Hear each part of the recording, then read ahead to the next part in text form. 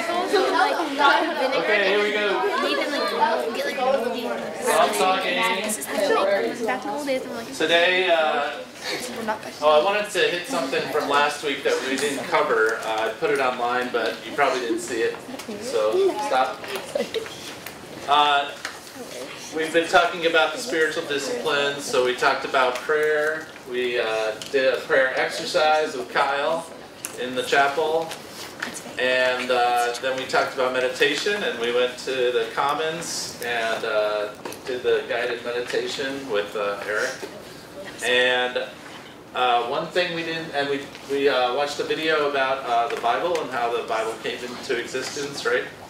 Nope. So the discipline, the spiritual discipline that goes along with the Bible is actually reading the Bible.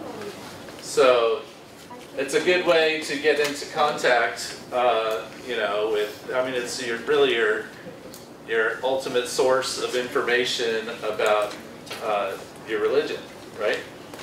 So there's a practice called Lectio Divina. Did we talk about this? No. Yeah. Yeah. So actually, if you pull out last week's paper, it's on there. And what the practice is to it's a repetition of scripture. So you take a passage, and the one I suggested that you read, I put it online. Jesus says, "Come to me, all you who labor and are overburdened, and I will give you rest. For my yoke is easy and my burden is light." And so what you would do is read that. Ava, come over here. Now. Yeah. So what you would do is the first time you read it, you take a short verse like that. You know, you don't take this long passage. You take a short verse, and the first time you read it, farther. oh, okay. You notice some of the words that stand out to you. So for some people it would be different, you know. And then you read it again, and you see if you think anything else, you know, stands out, or if that word has a new meaning the second time you read it, and then you read it again. And so this process allows you to really think about this Bible passage, and it's a great way to kind of get in touch with you know, how you feel about it, what you're bringing to the Bible, you know, because it's not just the Bible speaking to us, but what we bring to the Bible is also very important to take notice of. So again, that passage, you know, where Jesus says, "Come to me, all you who labor or work and are overburdened, and I will give you rest. Take my yoke upon you," which means my teachings and how you follow me. Take that upon you, and take my yoke upon you. And my burden is easy and my yoke is light. So what part of that like rings to you? Anybody overworked? Anybody in school. overburdened? School. Yeah? Oh, Does anybody feel like, man, I could use a rest? yeah. I wish I had free weekends. Or that you want something to follow that's easy, not necessarily really complicated. So that's what you do. You notice the part that really speaks to you, and you think about that. So that's called Lectio Divina. It's a Latin word that means divine reading. And so you just take a little bit at a time. You know, you don't have to read the whole Bible at first. Jay, you need a new paper? Yeah. Yeah, looks like it. Yeah. Thanks for destroying my work. Go. Now, that's it for the spiritual disciplines, okay? So that's Affirmation 2, which was, you know, noticing God through those disciplines. Meditation, prayer. Fasting is another one where you don't eat for a day. I need to do that. I could never. A day? Yeah, a day. Do you I starve? have it. Just say that. You can actually go without eating for 40 days. You can't go without water, but you can go without food for 40 days. No, But isn't it 21? But you don't need to try that. Yeah, I'm going. I'm on a water I'm on an all water diet. I'm actually going on a TV diet. Today inspired me. Kale pineapple smoothie. Hey, is it like a kale mango smoothie? I got an A minus, so I'm gonna do it. Page 2. Okay, we're gonna move on now. Ready? Okay, so we're talking about a whole different thing this week. It's the next affirmation, affirmation 10. You might have noticed, why don't you go in order? How come you don't do 1, 2, 3, 4? Why did you do 2 and then 10? That's not the reason. The reason that we go in a kind of random order is that each affirmation deals with love of God, love of others, or love of self. And so we try to make it like where we spend 1 month on love of God, which would have been prayer, meditation, that kind of thing. And then the next one on loving others. So affirmation 10 is on loving others, which includes the planet and stuff like that. So yeah. It's like the yolk, what you were talking about. I mean, it kind of makes sense because like the eggshell's like the outside of your head and like the yolk's like your mind. So it's like taking your, like practicing your thoughts, I guess, or opinions. Well, in the context that Jesus said it, a yoke is like, so rabbis were very common back in that day, right?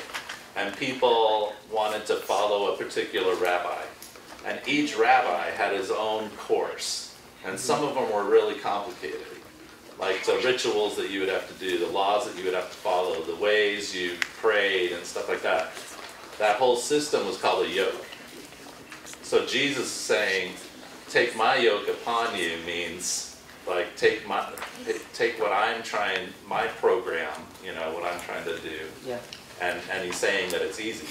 It's easier than the other rabbis because, you know, they want to follow the law meticulously, and they sometimes the rabbis would make it extra complicated to make themselves look good. So Jesus was saying that's not going to happen if you follow me.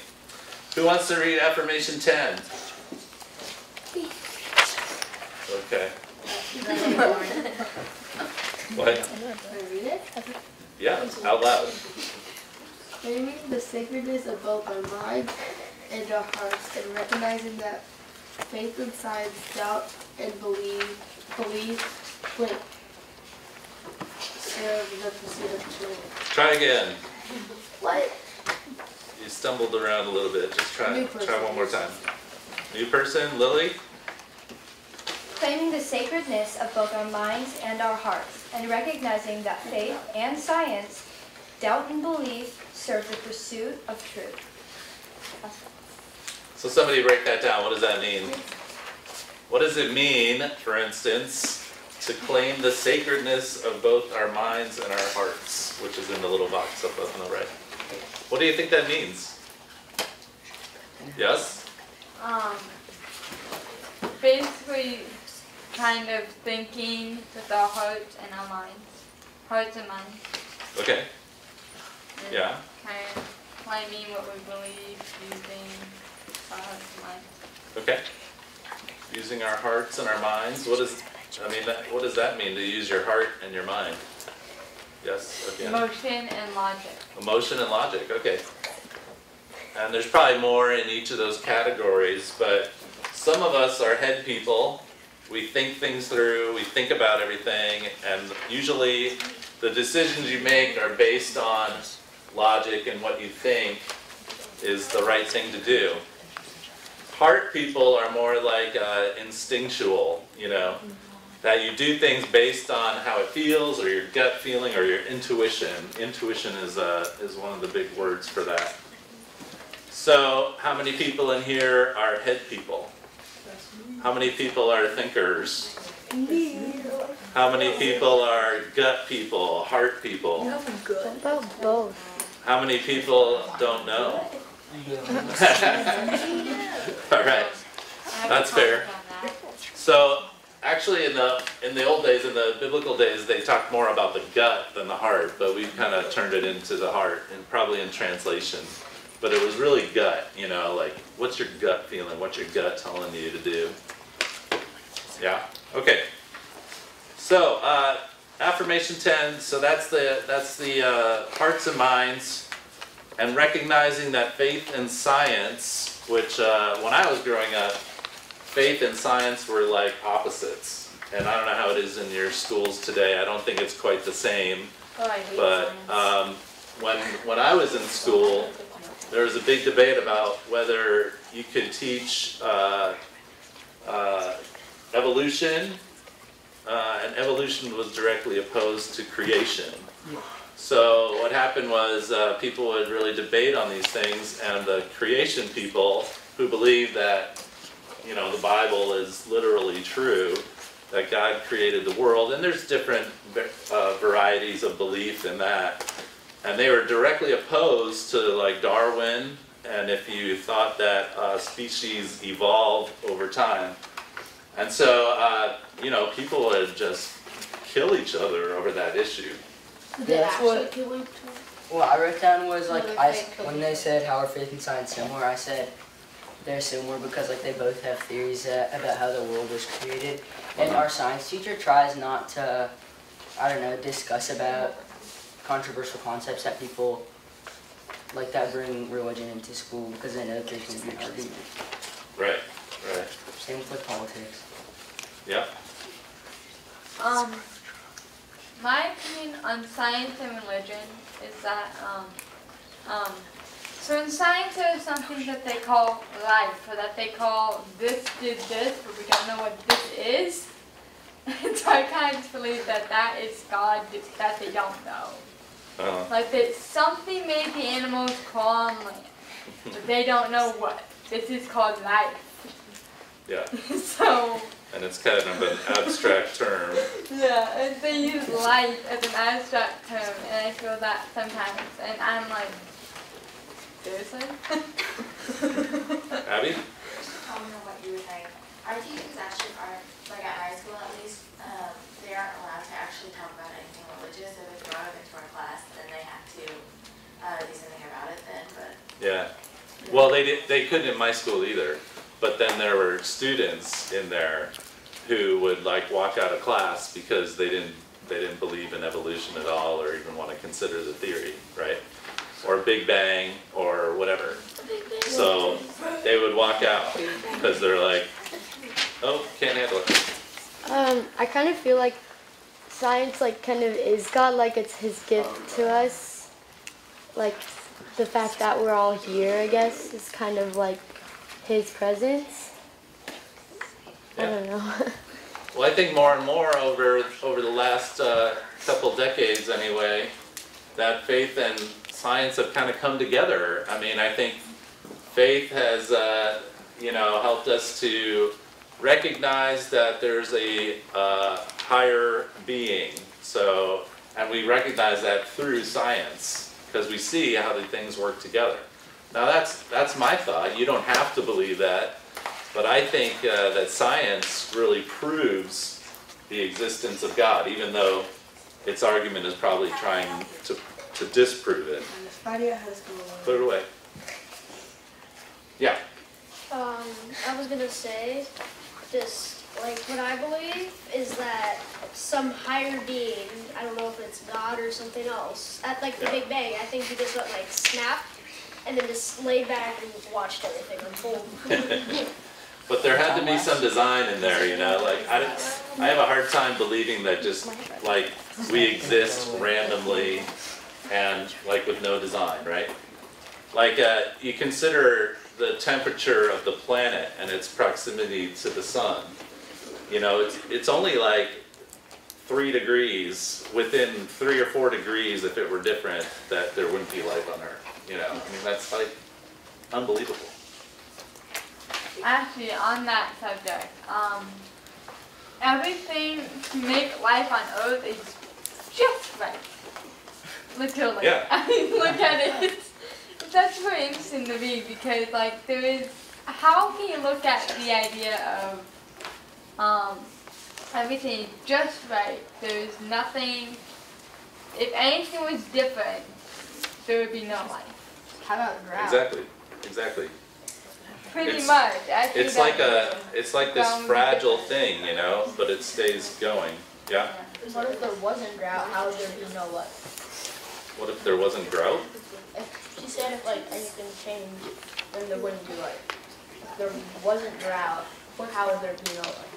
No rain. Don't you mean if there was drought? If there wasn't, there is drought. Sahara. I know, but you're saying if like the whole world was drought, like if there was drought across the whole world, then there'd be no life. I mean, like drought wasn't a thing. Okay, we're gonna. This is a good segue to video. There was no Wait, rain. then there would be no Why would you say rain? Yes. What? Did they hear my straw slurp? Oh. I'm sure. Why would you do that? I feel like watching the video.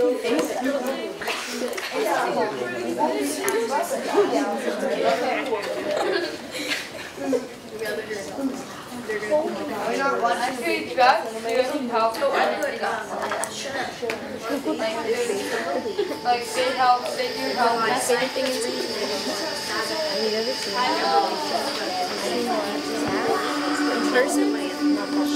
What's up, gang?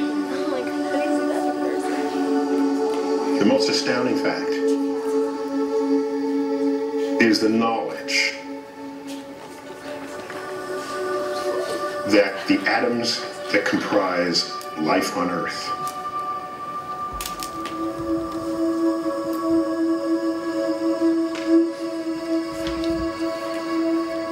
the atoms that make up the human body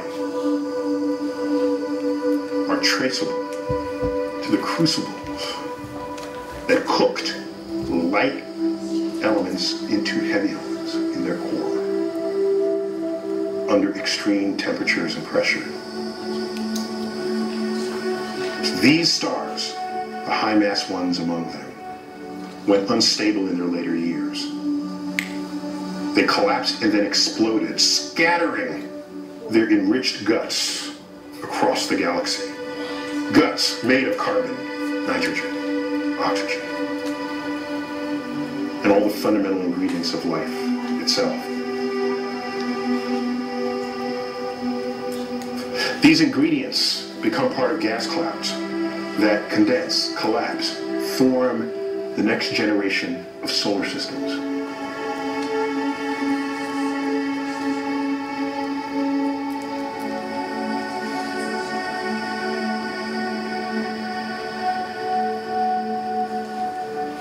And those planets now have the ingredients for life itself.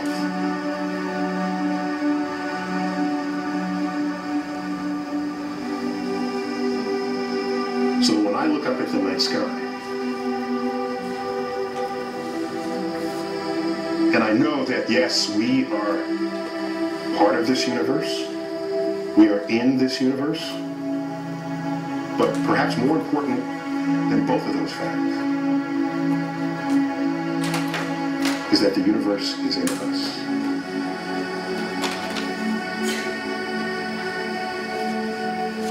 When I reflect on that fact, I look up. Many people feel small because they're small and the universe is big, but I feel big.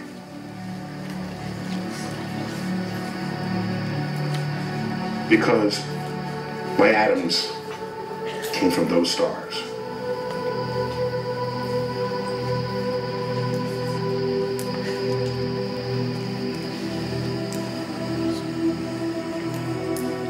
There's a level of connectivity.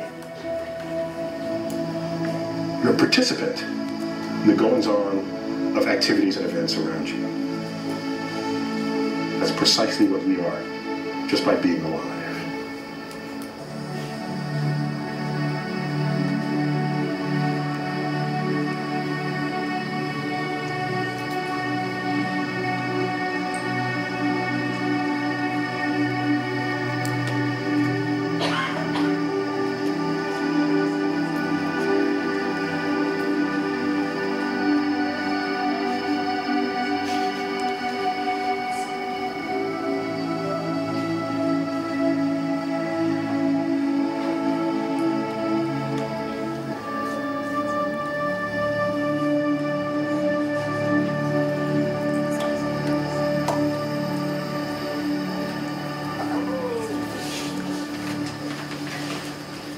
take a second and think about what you consider to be the most astounding fact about the universe, and write that in the little box there.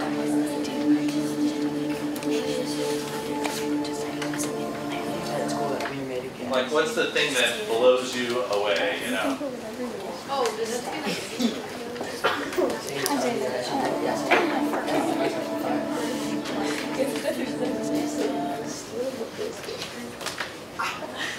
Yeah, we're made of gas and stardust. Yes! Did you listen? Oh, really? Well, you're right. Yep. what thoughts did you guys talk about? Oh, I didn't take any of your material. We just talked about the affirmation and mind and heart. They should start adding What if you didn't have any problems? Yeah, I never like in this room storage so you can smell it like cereal. Because that's what it's made of. And then you could like during Coco selection you could smell Coco grown from that. Do you want to skip it or? Oh, don't. And you could just We don't have to have a secret. I forget who Byron is. Oh, Byron? This is an old man who went to my church when I was a kid. Well, that's me. I went to a United Church of Christ church also when I was a child and a youth. And that was an old guy that I thought, when I was a kid, I thought he was like Moses, this old wise man. Is he alive still? No, he's not. That's probably from his obituary. And he looked older than that in my memory, so maybe that's a really young picture of him. I don't know. But How would it be that? I think last year, or whenever we did this last, I think I chose him because, did you guys talk about how scientists, discoveries are made because research is built upon research from years before, from prior research? Did you talk about that? Okay. So that's one of the fascinating things that I think religion has actually a lot in common with science, in that when a scientist is researching something or trying to discover something that's unknown, it's a mystery, they're intrigued by it, they spend hours and hours researching, scratching notes, writing formulas to try to discover something new. And they almost all know, I'm sure, that whatever they may discover, well, first of all, they may not figure it out in their lifetime.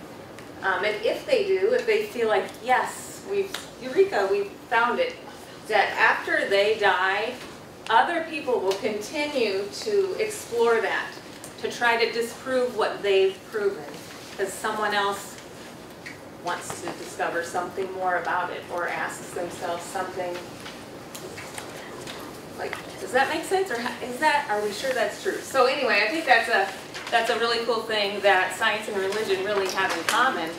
In the faith environment that I grew up in, you know, we weren't told that this is the one way to believe the Bible and to interpret the Bible. And Myron was a great reminder for me all my life, even though I maybe didn't talk to him when I was an adult, because his Bible looked something like that whenever I would sit by him in church or see him in church. He constantly was reading scripture, but wasn't someone who would shout it in your face or use it in any way to make you feel bad or ashamed or guilty.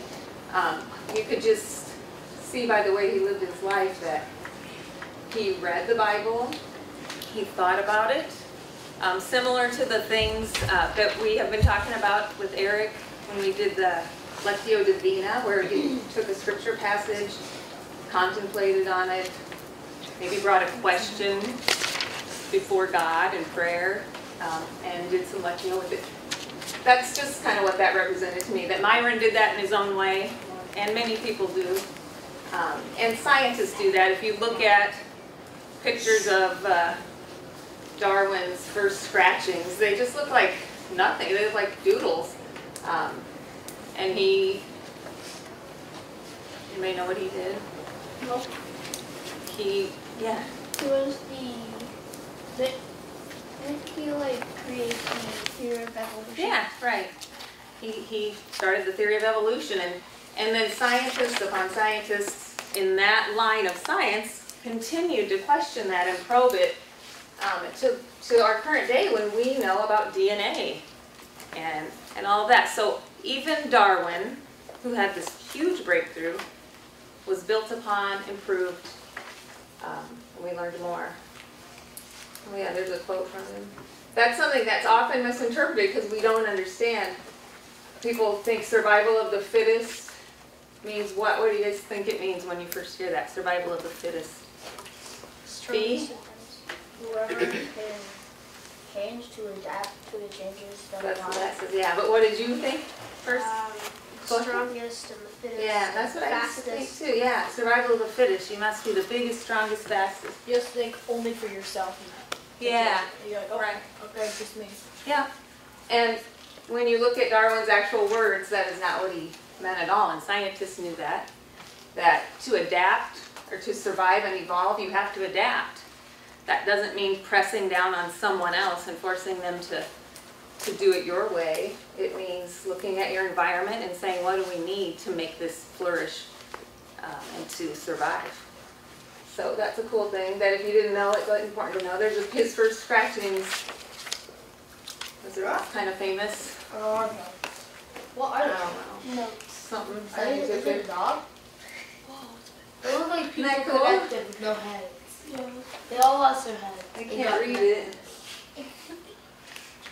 Maybe it's just I think it says in the corner. Yeah. starts from one family branches off. That's what I was That's thinking. the tree of life. You're right. Yeah. It says like It's the beginning scratchings of the tree of life for evolution. Good job, Ava. Splits everything Good job, Ava. Okay, so this just ties into that picture of the scientific method, and we do similar things. We just call them science for some reason is more academic maybe than thinking about our prayer life or how we communicate with Spirit or with God. But I thought that was a good visual because a lot of you have seen a, what's that thing called? Scientific method in a circle, yeah. And it's really the same thing. You come with a question, right? Or something that you're going to pray about, and you reflect upon it. And to go back to the first, was it the first week where you guys we were talking about intuition and the gut instincts that we have. And then someone asked, well, how do you know that that's a good thing? And then at the end, Will came back and said, because of love. To kind of give you a physical grounding for it, if you think about that, I agree. Your gut, all of us have that pretty strong gut reaction to something, good or bad. And we had a speaker come to our church, Michael Dowd. I don't know if you guys have heard of him or do you remember him? And his wife's a scientist, and I think he's a minister. Do you know? Is he was or something? Anyway, he talks about evolution. He has a book called Thank God for Evolution. And he talks about how our brains evolved from the reptilian brain, just like the base, the stem. And then he goes through 4 phases of it. And he talks about how your reptilian portion or the stem of our brain is what I thought when I was listening to him. That sounds like your gut instinct, that fight or flight, where you decide, how do I feel about this? And you have a general impression, like not good or good. But then if you move it up to here, move it up to your heart, you can kind of question it or have a little curiosity, which is what scientists do. They move that question, that intuition, I think this is what's going to happen, my hypothesis, up into your heart and have some curiosity about it. And often if you do that, whether it's a good feeling or a bad feeling, you'll get more of a secure or resolved intuition about it if you kind of mix it with that heart energy or that love. And then you can let it go up to your brain, which will do the talking, which Michael Dowd talked about being your monkey brain, which was the 3rd part. And then the 4th part of the evolved brain was just this front part, which he called your higher purpose, and he put a dolphin up there. He had the monkey here, higher purpose. But so if you let them all mix, that's where your intuition can really be trusted. But I think for just in general, day to day, if you go with your gut and then hold it up here in your heart a little bit, you'll get a better feeling for, should I follow that intuition? What else is there? Scientific method we talked about. Same process, I think. Yeah, and I put a question on there. So like, you could use this method, and people do, to interpret scripture passages too, not just to hear from God, but to hear scripture. And you use the same method, you know, you ask questions. A lot of times, you know, you read a passage of the Bible and it's like, wah, wah, wah. You have no connection with it because you don't know the context. You don't know what was going on at that time period. A lot of times you don't even know what the word means. But you just kind of plow through it because you're like, I have to read the Bible today. But actually, you could use this method and ask questions. What's going on? Who are these people? What do they do? Where are they from? What's their family like? Do background research. Google it. There's all kinds of information out there on the Bible and how to interpret it. And then you construct a hypothesis, you know. What was the intention of the writer of this passage? What was that person writing about and why? And then test it out. See if it fits, see if it's true. You know, I think that method can help you really figure things out about the Bible or about the way the world works.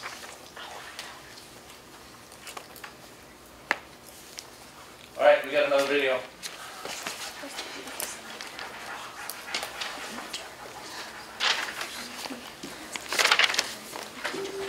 People say that there's nothing left to discover in this world, but there are new species to be discovered, lost worlds and lost Edens to be found. Scientists are driven by a real thrill of finding something which is not known. It could be a fact which is not known, it could be a species which is not known. Just putting your little bit into this massive jigsaw puzzle of life. We concentrate so much on thinking about going into space and doing all of this, and yet on our doorstep, still, there's pockets of habitat that hardly anyone has been to. Some years ago, I was working on an isolated mountain in Malawi, and I noticed there were similar mountains over the border in Mozambique. There was nothing written about these mountains. There were no biological records at all. The area was largely inaccessible because of the war and the fighting that had been occurring for the last 30 years. So when I returned to the UK, I was able to see Mount Mulanje in southern Malawi, which is a site I knew very well. I was then able to look across northern Mozambique. And then as I zoomed in, I saw this dark green patch suddenly emerge. That was tremendously exciting because this could be a lost rainforest.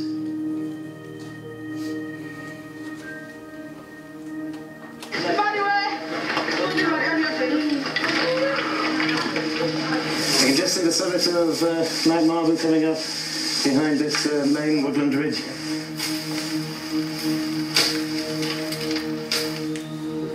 So we just entered Marble Forest and immediately you can see a big difference. Look at the size of the trees. When you enter into a forest, everything changes.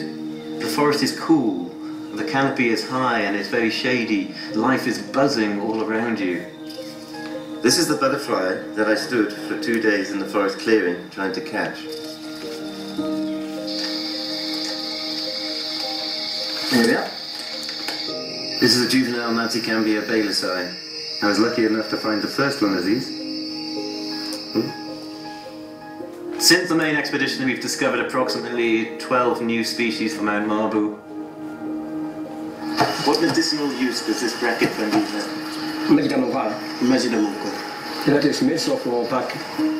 The knowledge, information that we could benefit from as humankind could be sitting here all around us.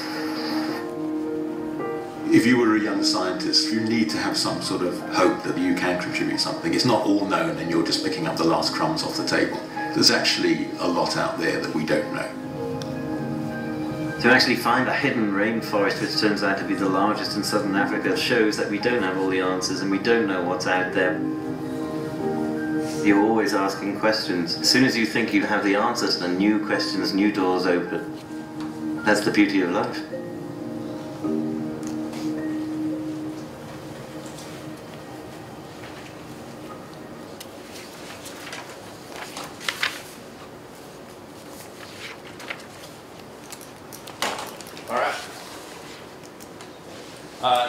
Right, any thoughts you had watching either of those videos?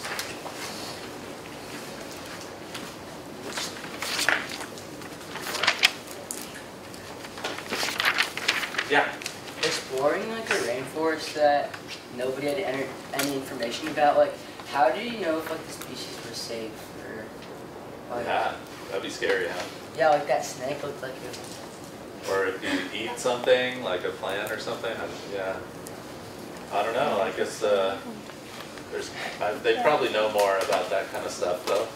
Yeah. You know, they've spent their life studying it, so. Now, I couldn't help but think of parallels between faith and that video, that last one, where once you think you have all the answers, there's way more questions than you ever thought. And in our church, what's cool is that the questions are actually more important than the answers. Did you guys know that? That here at Countryside, the questions are more important than the answers. Just to be thinking, you know, and engaging, wondering. And like that rainforest, there's things about faith that we haven't discovered yet, you know?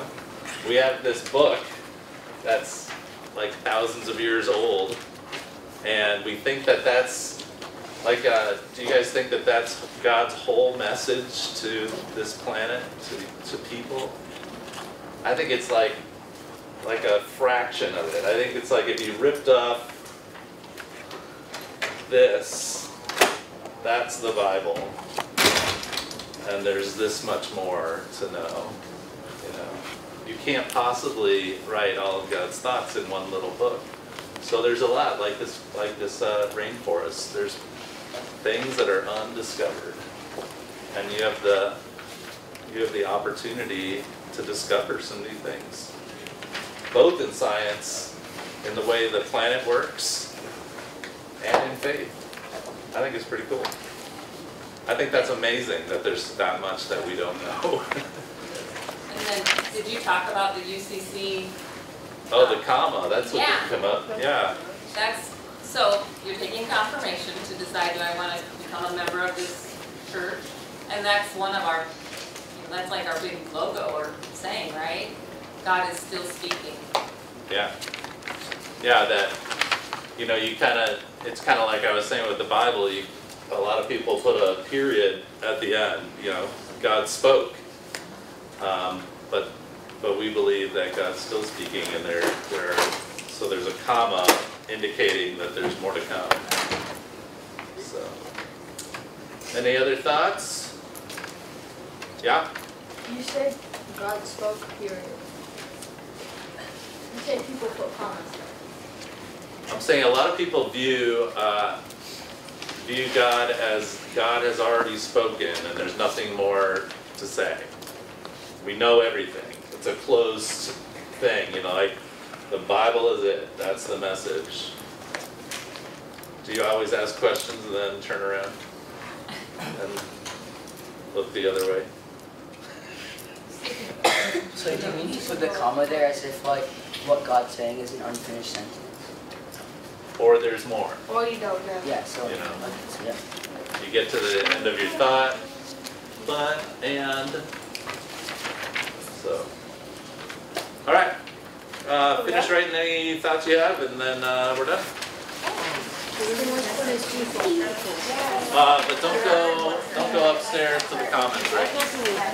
I was gonna like wait in here for like 10 minutes. Because like